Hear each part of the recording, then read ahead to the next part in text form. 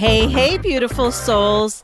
Welcome to Signals and Standards with Suzie, the show where we decode mixed messages, raise the bar, and serve up real talk with a side of empowerment. I'm your host, Suzie, your go-to for truth bombs, clarity, and the kind of tough love that gets you unstuck and back in the driver's seat of your life. Together, let's turn those signals into action.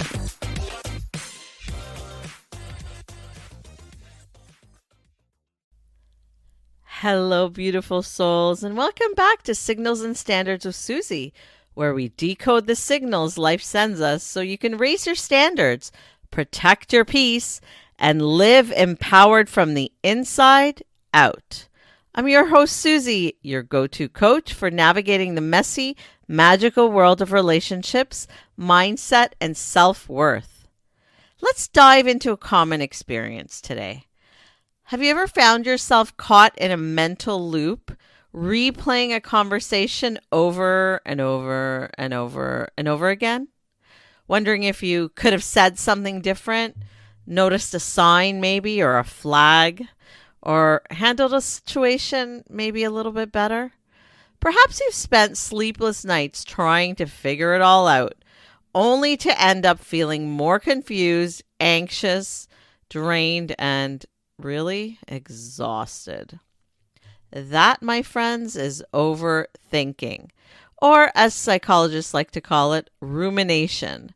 And while reflection can be a gift, helping us learn, grow, and even to make better choices, rumination is the gift that keeps on taking. It's like being trapped on a mental hamster wheel, running hard but going nowhere, drained and dizzy from the thoughts that won't quiet down. If you've ever asked yourself, why can't I stop overthinking? Or how do I know when I'm thinking it through versus thinking myself stuck? This episode, it's your invitation to pause, breathe, and take your power back. Today, we're unpacking the psychology behind overthinking, learning how to recognize when your mind has crossed the line from reflection to rumination, and most importantly, how to stop spiraling and to start living. By the end of this episode, you'll have the fundamental evidence-based tools to help you release the loops and reset your focus. And in the end, really, to reclaim your peace of mind. Because peace isn't something you find by thinking harder. It's something you choose by letting go. So settle in, take a deep breath, and let's talk about how to stop overthinking and to start moving forward. So, how do you really know if your thinking is reflection or if it's rumination? Let's be honest, it can be a very fine line, and most of us have crossed it more times than we'd like to admit. You might even be crossing it right now. Understanding this distinction can be a game changer, bringing a sense of relief and empowerment as well. Reflection is that calm, intentional, and mindful moment when you sit with your thoughts to connect the dots, to understand the lesson in the experience and move towards growth. It's when you pause and ask, what can I learn from this? And actually move towards an answer that empowers you to do something differently next time. Reflection is gentle. It's forward moving. It's self-compassion in action.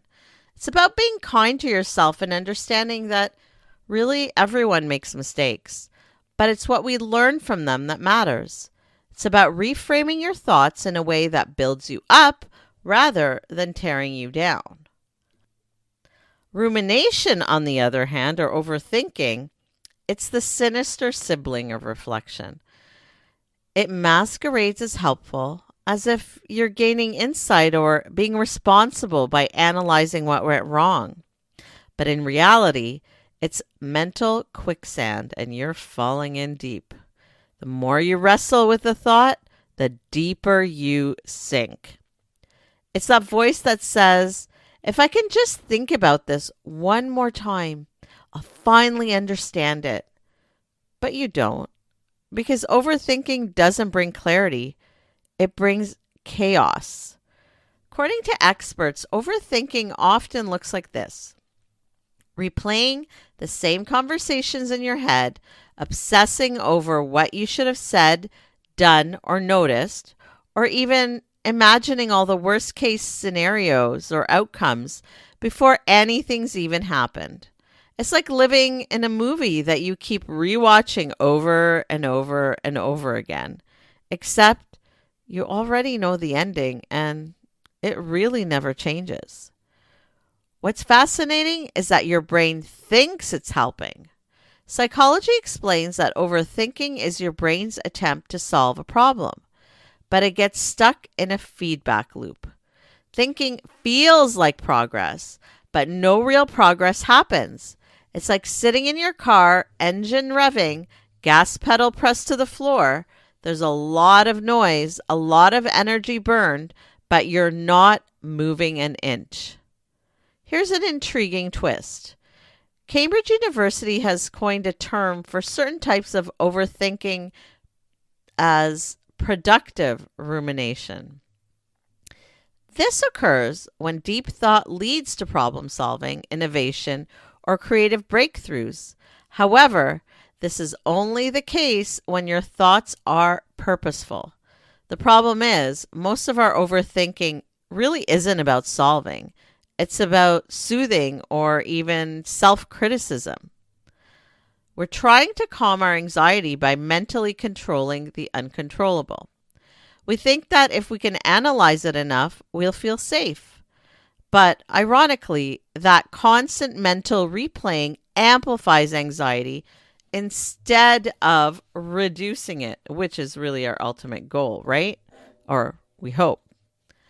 And that's why psychology highlights mindfulness as one of the most effective ways to stop the cycle. Mindfulness, it's not about not thinking. It's not forcing your brain to go blank or pretending nothing happened.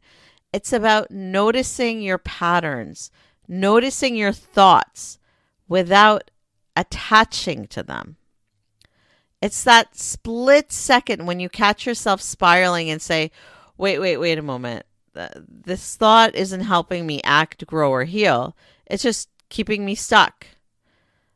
That moment of self-awareness, that right there, that's power. That is self-leadership. And that's you grabbing the steering wheel back from your runaway thoughts. It's about taking control and leading your mind in the direction you want it to go. Think of mindfulness as putting a leash on your mind instead of letting it drag you across the mental landscape. Try this. The next time you catch yourself looping, pause and ask yourself, is this thought bringing me closer to peace or further away from it? If it's not bringing you closer, it's not reflection, it's rumination. And let me tell you, I see this all the time. People come to me convinced they're being deep thinkers. They've convinced themselves that if they can think harder, they'll finally feel better. But what they're really doing is emotional archaeology, digging up the same bones, the same memories, the same regrets, hoping that this time they'll find something new. But they don't. They end up more tired, more anxious, and more stuck. That's just exhausting. They'll say things like, I just need to understand why it happened, or if I could only know what I did wrong. And I get it. I've been there. Clarity feels like control, and control feels safe. But here's the truth. Clarity doesn't come from thinking harder. It comes from letting go. That's an important and challenging thing to do.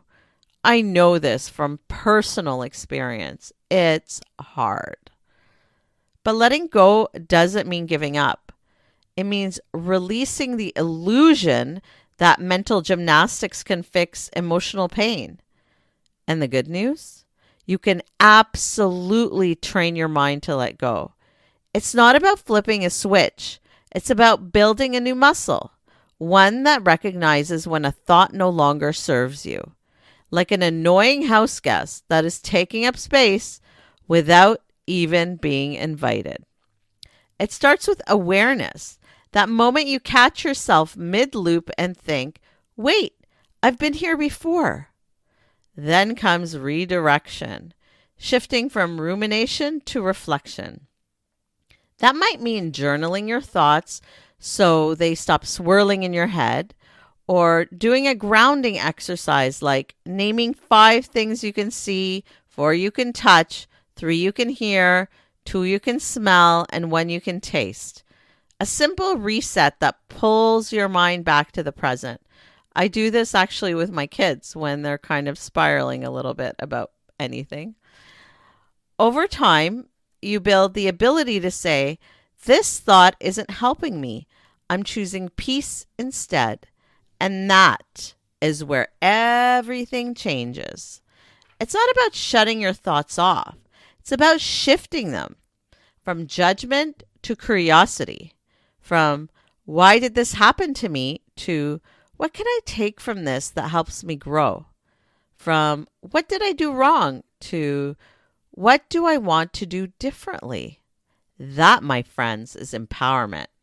Reflection opens the door to healing. Rumination locks the door from the inside. And once you start to recognize the difference, you'll realize that peace isn't something you have to go searching for. It's been there all along, buried beneath layers of overthinking. When you stop trying to think your way to peace and start allowing yourself to feel it, you'll finally understand this truth. You don't need to think more. You need to trust more. Mic drop. So here's something to reflect on. When was the last time you caught yourself going in circles over a decision? Replaying conversations in your head, trying to predict outcomes, or waiting for the perfect answer to appear before you could move forward? And when, if ever, did you stop, take a breath, and choose to trust yourself instead of chasing every what if?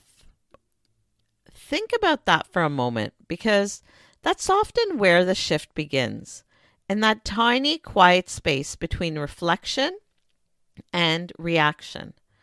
You see, when we overthink, we give our fears the microphone.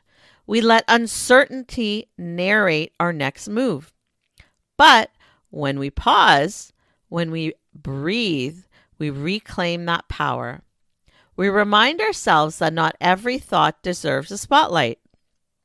Not every unanswered question needs an immediate solution.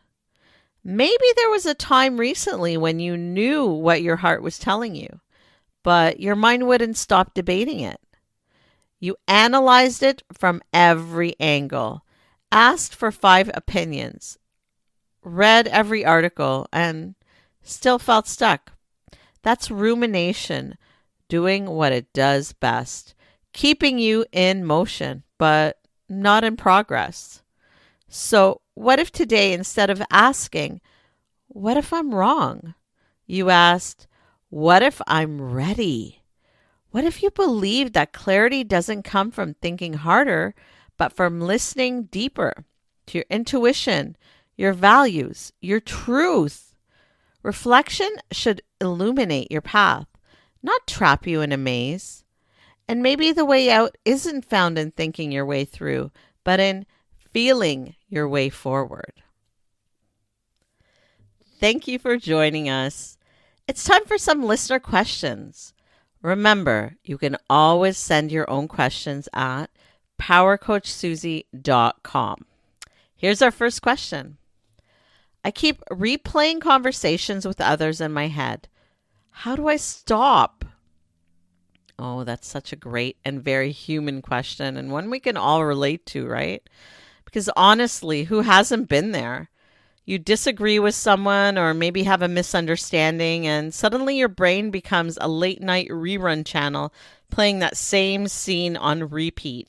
You replay what you said, what they said, what you wish you said, and before you know it, you've spiraled into emotional exhaustion.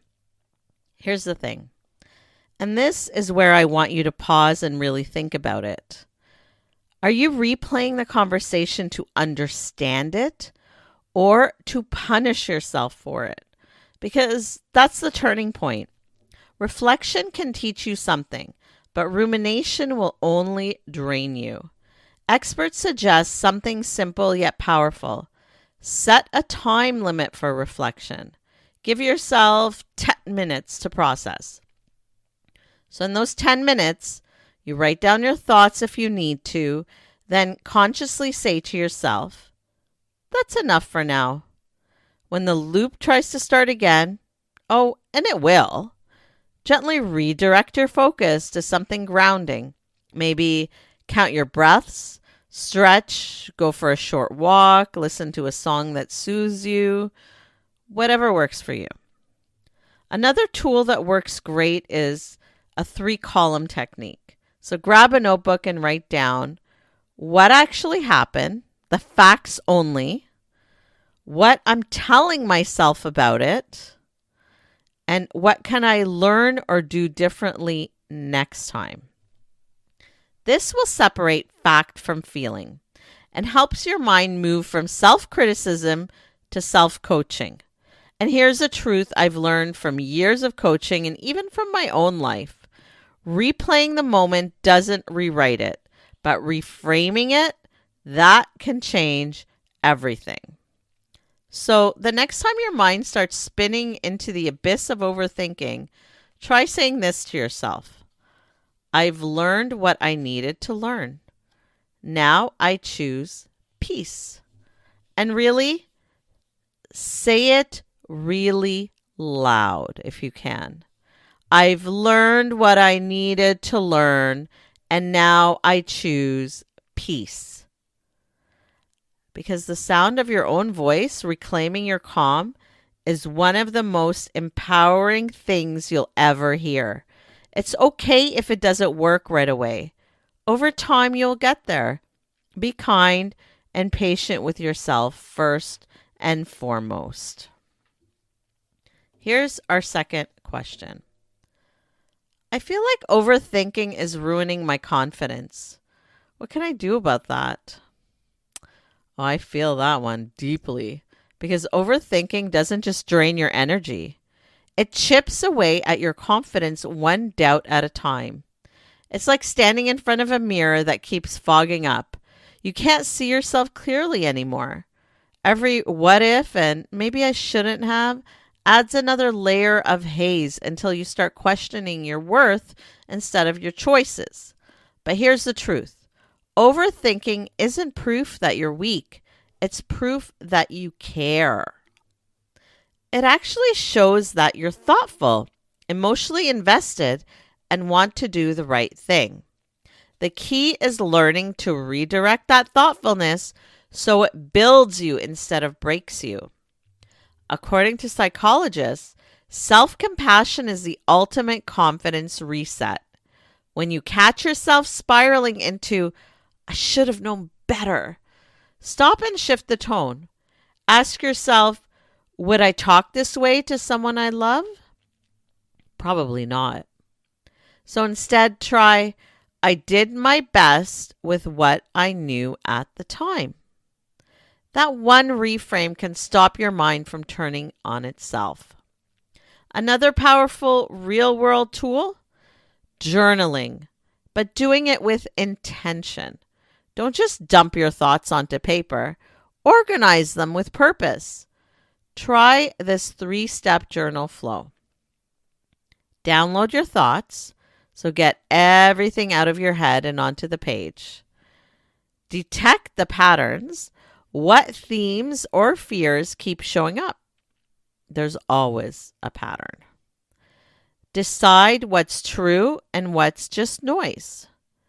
This process helps you externalize your thoughts instead of identifying with them. And that shift builds emotional clarity, which directly boosts confidence. And let's make it practical. When you catch yourself overthinking, use this quick mantra. I can think this through, but I don't have to think it to death. Then ground yourself in action. Move your body, complete one small task, call a friend, or step outside for a few minutes of fresh air. Confidence isn't built in your head, it's built through motion, through actions, through reminding yourself that you can act before you have all the answers. Here's the takeaway. You can't control every outcome, but you can control how long to let your thoughts hold you hostage. Next time your mind starts spiraling, take a deep breath, give yourself grace, and remember, your thoughts don't define you. Your choices do.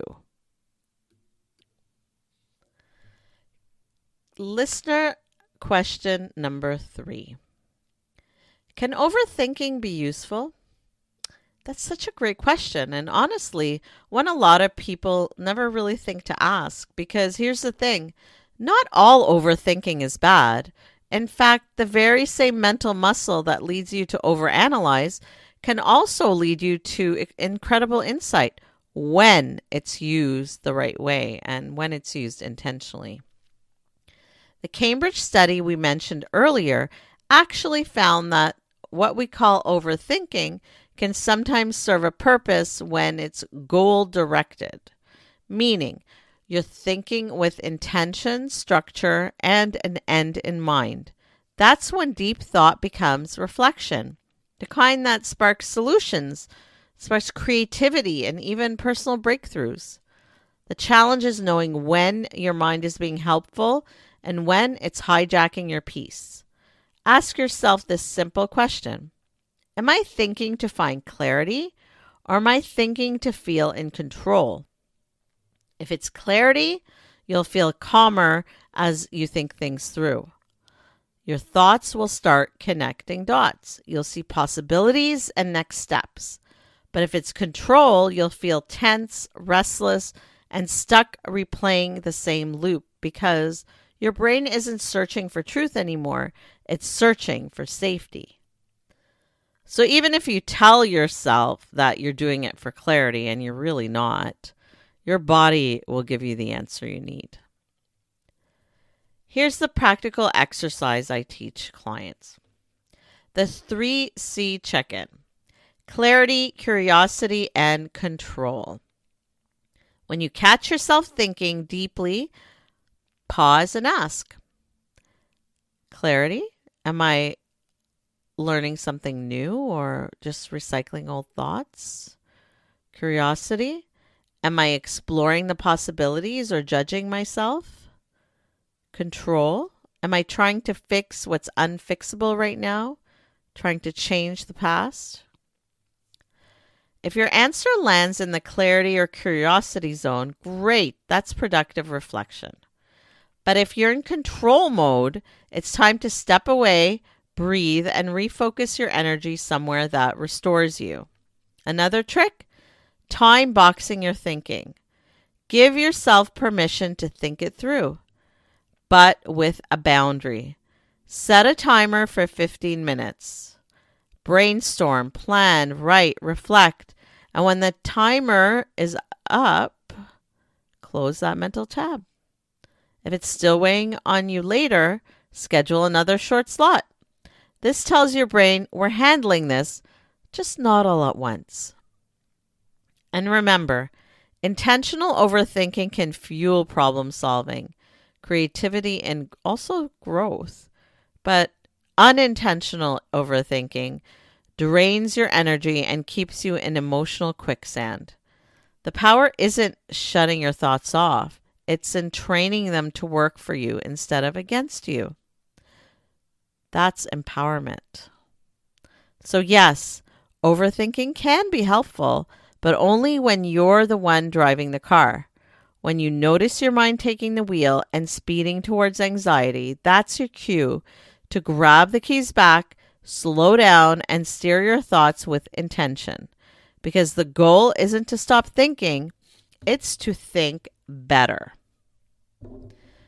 Take a breath with me. Slow it down. Now, think about your own life for a moment. Which thoughts are actually moving you towards your goals? And which ones are keeping you circling the same block? Are your thoughts building bridges or are they building walls? Are they guiding you forward or are they quietly convincing you to stay exactly where you are? You see, stopping overthinking isn't about silencing your mind or pretending you don't care. It's about taking back the steering wheel, choosing when to drive your thoughts forward and when to pull over, rest, and reset. It's realizing that not every thought deserves your full attention. Some thoughts are meant to teach you, others are intended to pass through. The wisdom is in knowing the difference. So here's your aha moment. Peace doesn't come from thinking less, comes from thinking with purpose. When you become intentional with your mind, you become powerful in your life. And that, my friends, is where growth begins. Now, I would like to share a story from one of my coaching sessions that really brings today's topic to life. I worked with a client who came to me feeling completely stuck. She was an intelligent, compassionate woman who couldn't stop replaying old dating experiences in her mind. Every message she sent, every date she went on, she'd analyze it from every angle. Did I say too much? Not enough? Did I read the signals wrong? Her mind became a movie reel she couldn't turn off. And because she was always looking backwards, she couldn't move forward. The fear of repeating the past kept her frozen in place. Sound familiar? What we did together was very simple, but it was powerful. We started small. I asked her to spend just 1 minute a day writing in her journal. Not analyzing, just noticing. What am I feeling right now? What's true and what's fear? Over time, that 1 minute became 5, and that 5 became her favorite part of her day. Then we introduced a mindfulness practice, just a few deep breaths, focusing on being present instead of perfect. These small, doable steps began to rebuild her trust in herself. They created a new habit, responding to her thoughts, not reacting to them.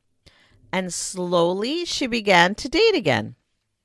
This time, not from fear or self-doubt, but from a place of curiosity and self-worth. Now, I'll be honest, I deeply related to her journey. I've been there too. I think we all have. There was a time when I used to replay conversations and interactions with others over and over in my head, analyzing every word, every silence, and every moment I thought I could have done better, beating myself up in the process. I told myself it was reflection, but really, I was feeding the beast. I was feeding that loop of rumination that kept me emotionally drained and eternally unhappy with myself.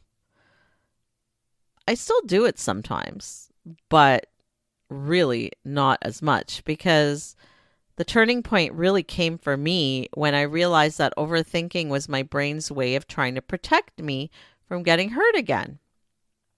That's when really things changed, and I keep reminding myself of that.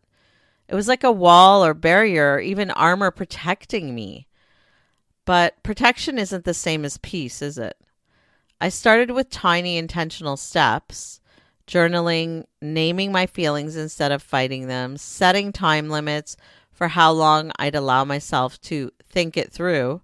I also learned the power of self-compassion, reminding myself that growth isn't about perfect decisions. It's about progress and awareness.